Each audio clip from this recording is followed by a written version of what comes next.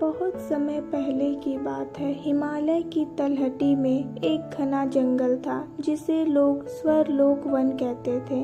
कहा जाता था कि इस जंगल में पेड़ पौधे पत्तियां और यहाँ तक कि हवा भी सुरों में बातें करती हैं।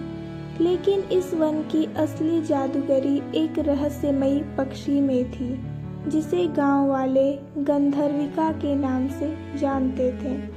गंधर्विका कोई साधारण पक्षी नहीं थी।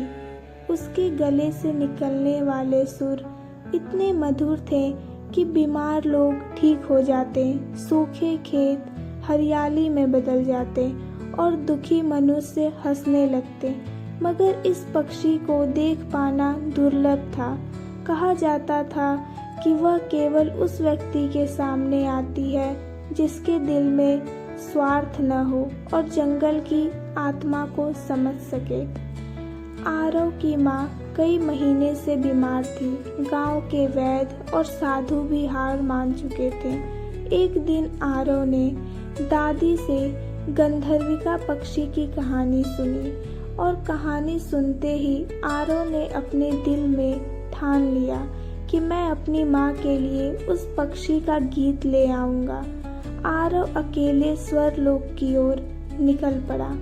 गांव से होते हुए वे जंगल की ओर बढ़ा, लेकिन यह इतना आसान नहीं था। जंगल में कदम रखते ही उसे एक अजीब संगीत सुनाई देने लगा। पेड़ जैसे गुनगुना रहे थे, पत्तियां ताल दे रही थी और नदियां सरगम गा रही थी। मगर राह आसान नहीं थी।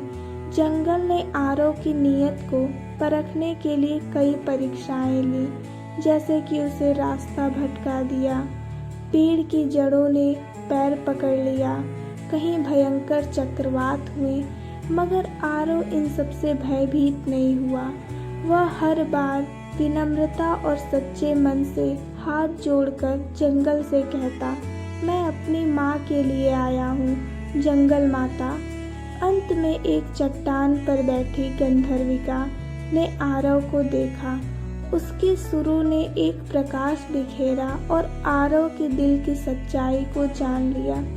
गंधर्विका ने मधुर गीत गाया जिससे स्वर्लोक वन की सारी शक्तियां एकत्र होकर आरव के दिल में उतर गई। आरव जब गांव लौटा और अपनी माँ के पास बैठा तो उसके मन में वही सुर गूंज उठे।